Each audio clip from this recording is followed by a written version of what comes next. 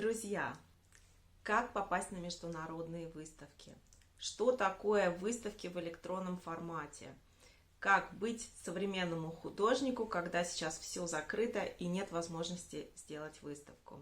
Об этом поговорим сегодня. С вами Анастасия, художница из Швейцарии, и вы находитесь на канале для современных художников. Обязательно подписывайтесь, ставьте лайки, чтобы поддержать мой канал. Итак, сегодня я хочу поговорить с вами на тему выставок. А также расскажу про такой особенный формат выставок, как электронные выставки, то есть выставки на больших мониторах. Что это такое? Посмотрим сегодня вместе, посмотрим, какие есть предложения, варианты и чего надо опасаться и что это нам может дать. Смотрим такие выставки, как коммерческие.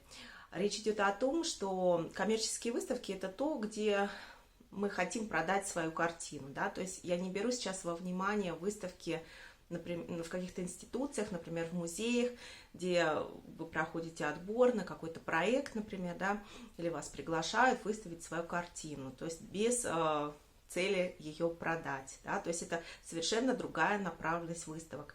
Вот таких коммерческих выставок, их, конечно, большинство. И, в общем-то, международные галереи именно на этом и специализируются. К сожалению, в 2020 году практически все запланированные выставки были отменены или перенесены на неизвестный срок. И что же делать? У меня, например, тоже было запланировано несколько выставок, потому что я работаю вместе с одной галереей, которая планирует мое присутствие на разных ярмарках международных. Но вот, к сожалению, в 2020 году ничего провести, нигде участвовать не удалось. И поэтому в таких условиях все больше популярность набирают так называемые выставки на электронных мониторах, да, на электронных панелях, экранах. Что это такое? Попробую я вам об этом рассказать сегодня. На самом деле с форматом такой выставки я столкнулась уже в 2019 году здесь, в Швейцарии. Есть такой достаточно популярный проект, который организован в Швейцарии. Он называется Artbox Projects. Я думаю, что, возможно, если вы присутствуете в социальных сетях, например, в Instagram, то вы, конечно, уже обращали свое внимание на этот проект, или вам даже попадалась, возможно, реклама его. Вот. И, собственно, я тоже тогда начала участвовать в этих проектах. И сейчас я немножко расскажу поподробнее. Дело в том, что мне в комментариях тоже писали уже вопросы, что это такое и как вообще я к этому отношусь, и поделиться своим опытом. Потому что на самом деле я достаточно активный участник этих проектов и даже была выбрана однажды полуфиналистом в одном из них. Ну, обо всем поподробнее. То есть мое первое знакомство началось в 2019 году, когда я увидела рекламу на набор большой выставки, которая проводилась в Цюрихе на вокзале, Swiss Art Expo. Это было в 2019 году. И я тогда подала туда заявку, да, на отбор. Но поскольку я тогда еще не знала о таком формате, как электронные, да, вот эти мониторы, я подала заявку на физическое участие. То есть именно, что я повезу свои картины на вокзал. Но поскольку я живу в Швейцарии, то для меня это сложности не предоставляет. Наоборот, мне это было очень удобно, что не надо вывозить картины из страны.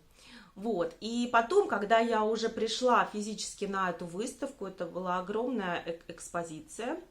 То есть, я не знаю даже сколько рядов, 4 ряда, наверное, огромных, наполненных картинами. И я увидела, что параллельно с этой физической выставкой проводился конкурс, который организовал также Artbox. И финалисты и полуфиналисты, значит, полуфиналисты были выставлены на экранах больших, и, в общем-то, зрители, я хочу сказать, что да, это постоянно были зрители, и, то есть я вживую тогда увидела, что это пользуется интересом такой формат, что для меня было очень новым. И я, собственно, в тот момент я не участвовала в формате электронной выставки, да, я участвовала там физически со своими картинами. Вот. И когда я обратила на это внимание, что люди действительно стоят и смотрят. То есть дело в том, что картины, которые одобряются на участие для такого формата, они показываются на больших экранах, я уж не знаю, какой размер, да, ну, то есть это действительно достаточно большой формат, и люди просто стоят и смотрят слайд-шоу из вот таких вот фотографий, картин, где внизу идет подпись, название, автор и еще код, да, вот этот вот QR-код, чтобы зайти, например, на страничку художника, посмотреть вот данную работу или его сайт.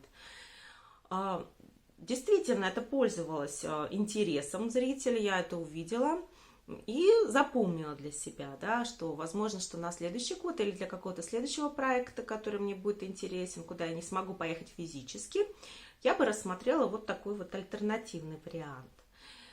Вот, это вот такой был мой первый опыт знакомства с Artbox и вот с таким вот форматом электронных мониторов, да, выставок.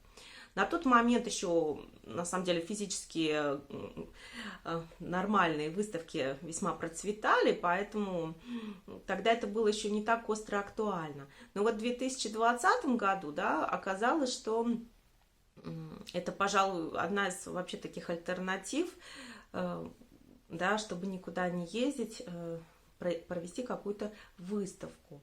Потом был следующий проект, который назывался «Барселона». Вот в тот момент я тоже хотела тогда участвовать вживую, потому что меня просто заинтересовала именно вот, да, сама поездка в Барселону и показать свои картины там вживую. Но потом подумав, то есть это должно было проводиться весной 2020 года, да, я все-таки передумала и просто зарегистрировала свои картины на электронную выставку. Но вот, к сожалению, Барселона в 2020 году так и не смогла быть проведена. То есть сейчас вот стоит срок, я посмотрела, май 2021 года. Вот, поэтому будем надеяться, что в этот раз все-таки выставка состоится. Но я буду там участвовать тоже только в электронном формате. Какой еще успех у меня был тоже совместно вот с Artbox в 2019 году, в конце года, проводился большой проект «Майами 2.0» назывался, потому что это уже второй такой проект, который они организовывают.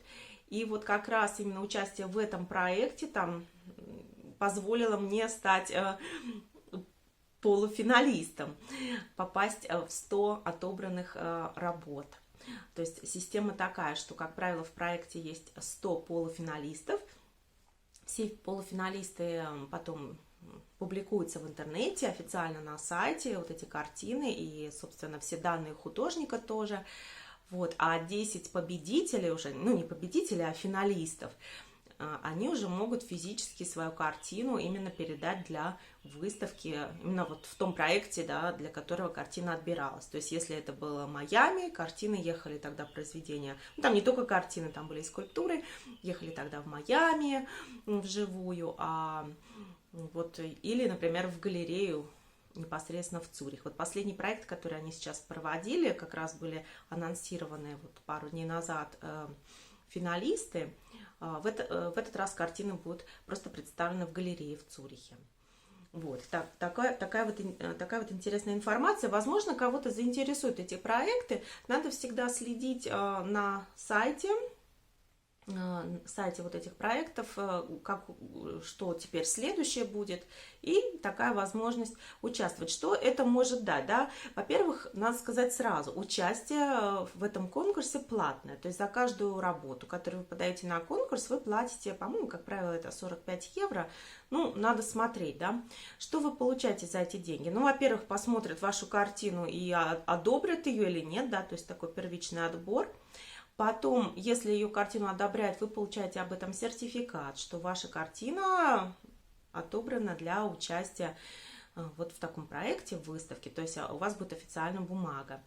Вот. И также галерея подготавливает для вас визуально просто вот картинки, чтобы вы могли их разместить как рекламно на Фейсбуке, например, в Инстаграме. Вот такой вот пост сделать, что вы участвуете в выставке.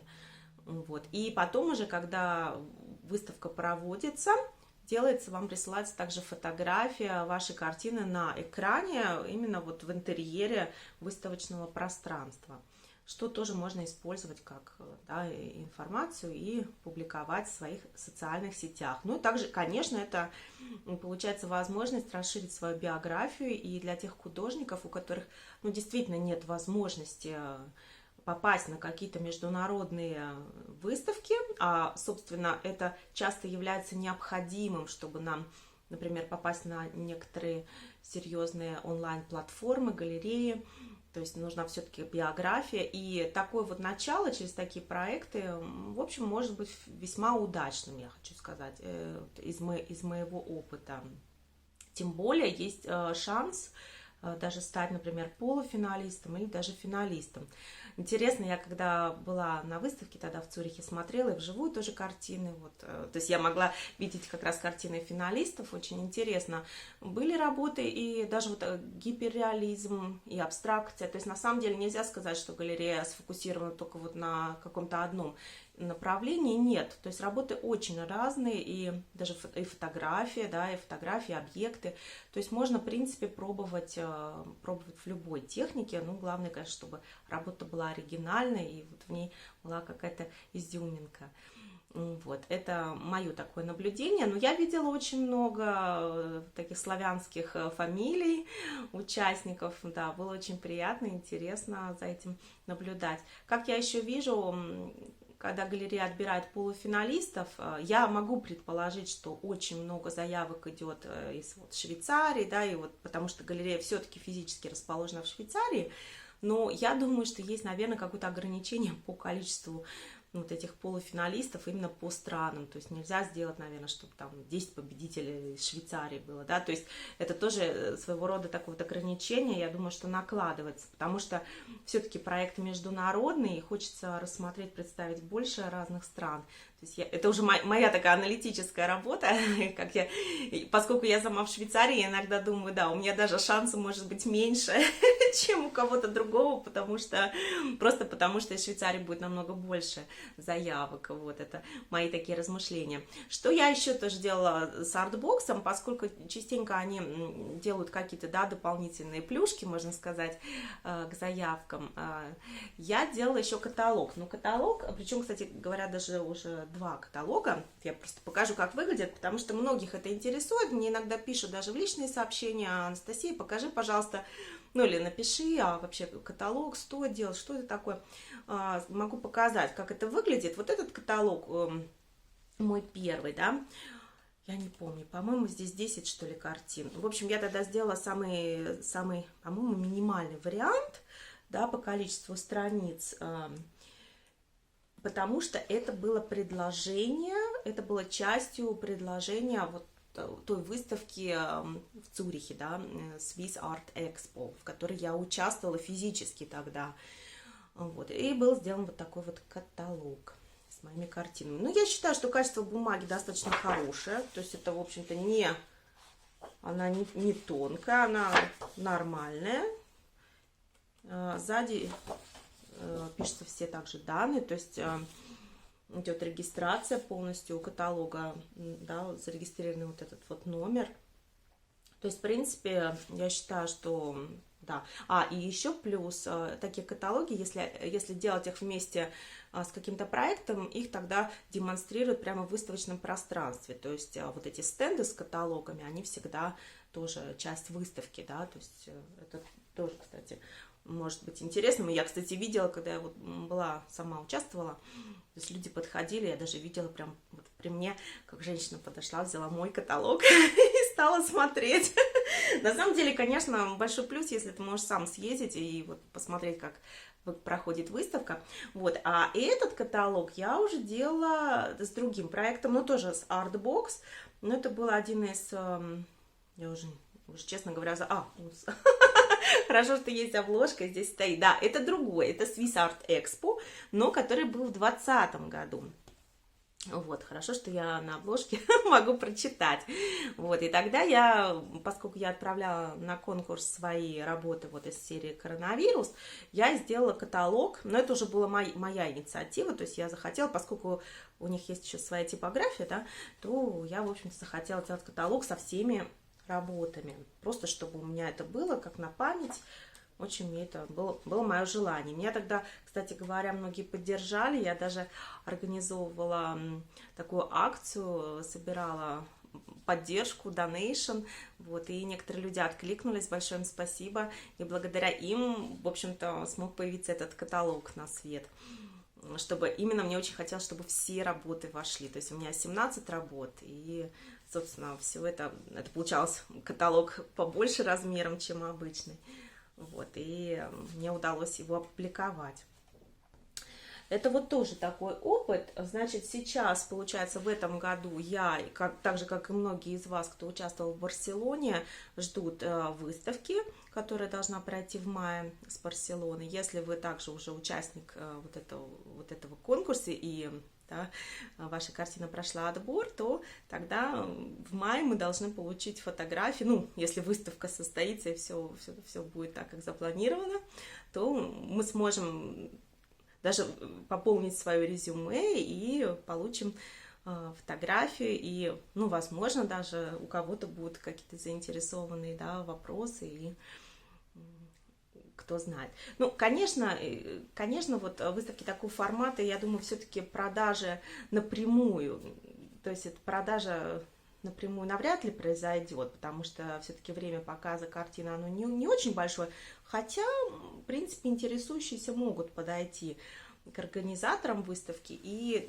специально для этого можно отправить свое резюме, например, в формате PDF в галерею, и они тогда на выставке распечатают уже ваше резюме, и если кто-то заинтересовался, то просто передадут документы. Вот. А если кто-то, например, делал вместе с ними каталог, то каталоги у них, естественно, все тоже электронно есть, они могут сразу дать, показать, например, вот каталог электронный художника. Вот, это такая вот сводка информации. Значит, с артбоксом я более-менее поделилась своим опытом, а сейчас я хочу рассказать еще об одном очень важном моменте, потому что вот в связи с проблемами прошлого года началось, многие другие галереи тоже стали подхватывать такую вот систему электронных выставок, и теперь мы получаем довольно активно в социальных сетях предложение выставиться вот тоже в подобном формате. Но, к сожалению, галереи, зачастую, которые это предлагают, они, ну, неизвестны, да, скажем так. То есть, ну, по крайней мере, вот то, что я смотрела, то, что приходило мне, для меня это были галереи неизвестные, и мне приходилось искать дополнительную информацию, а стоит ли вообще, да, участвовать в подобном проекте, потому что всегда это, в общем-то, платное участие, и, конечно, имеет смысл, то есть запись в резюме это одно, но все-таки мы же хотим показать свои картины не просто где-то, ну вот я у себя, например, дома поставлю монитор, да, и скажу, вот в Швейцарии выставка. Мы же не такого хотим плана, да, мы же все-таки хотим, чтобы пришли зрители и посмотрели, кто-то увидел наши картины, цель ведь в этом. Вот. Но, к сожалению, вот появляются такие галереи уже на грани, да, можно сказать, ну, не мошенничества, но все-таки, которые, да, действительно, вот, я вижу, что там есть мониторы и все, но вот это пространство выставочное, то есть оно настолько какое-то замкнутое и очень, скажем так, подозрительное, что можно предположить, что и не будет там никаких посетителей. Поэтому я всегда вам советую просматривать, если вы получаете подобное предложение, просматривать по социальным сетям, искать все возможные ссылки на данную галерею и смотреть информацию о предыдущих проектах, был ли уже опыт, сколько было посетителей, как вообще все это проходит. Потому что, ну, все-таки мы платим деньги, и хочется получить хороший результат, да, а не просто, чтобы как слайд-шоу нашу картинку где-то показали, вот, да, в замкнутом пространстве, и, собственно, толку никакого не будет. Поэтому я считаю, что ищите для вот подобных целей выставочных хорошие проекты, которые все-таки уже становятся известными, Если у вас есть какие-то, кстати говоря, может быть, другие знакомые проекты, пишите в комментариях, если готовы поделиться этим. Я думаю, такая информация будет очень интересна. Я вот, собственно, тоже рассказала сегодня. Это такая информация была немножко, может быть, закрытая, да, потому что это, в общем-то, отличная возможность сделать себе выставку международную, и мне кажется, поэтому очень многие молчат об этом и так прям вот сразу не рассказывают, но на самом деле я считаю, что поделиться можно, вот, и почему нет, если для кого-то это, например, решит какую-то серьезную проблему, да, что у него, ну вот вообще не было возможности сделать какую-то выставку за границей, то почему бы и нет, да, возможностью надо воспользоваться. Вот. Но, как я говорю, будьте аккуратны, смотрите, что за предложение, потому что мы не хотим участвовать, да, в выставках, в вагончиках Папы Карла, куда никто не придет, и не хотим оказаться в итоге как Буратино, да, на поле чудес в ожидании какого-то чуда, а тем более сейчас, когда все закрыто.